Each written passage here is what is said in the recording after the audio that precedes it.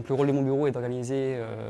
les élections politiques et notamment cette troisième consultation sur l'accession de la Nouvelle-Calédonie à la pleine souveraineté. Ce qui consiste notamment à préparer le scrutin largement en amont. C'est un scrutin qui est très particulier, d'abord d'un point de vue historique, aussi d'un point de vue juridique, puisqu'on retrouve plein d'éléments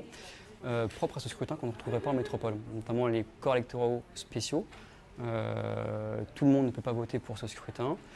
On a également un régime particulier pour les bureaux de vote délocalisés qui permet aux électeurs des communes qui se trouvent autour de la Grande Terre, qui sont sur des îles, de pouvoir voter sur Nouméa le jour du scrutin pour favoriser la participation et éviter à ces électeurs de devoir payer des billets d'avion pour retourner dans leur commune d'origine.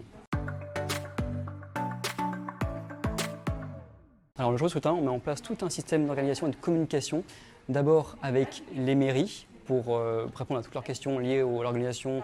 du scrutin dans les bureaux de vote. Et aussi on met en place un système de communication propre à ce scrutin pour pouvoir communiquer avec les délégués de la commission de contrôle, notamment pour pouvoir inscrire le jour du scrutin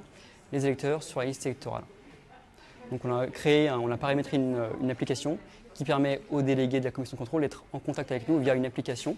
de générer des demandes et nous ici on les traite et on répond directement à la fois aux communes et aux délégués de la commission de contrôle.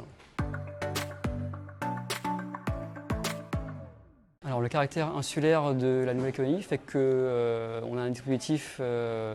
aéroporté à la fois civil et militaire pour que tous les procès-verbaux dans chaque commune et leurs pièces annexes reviennent au commissariat où ils sont tous centralisés.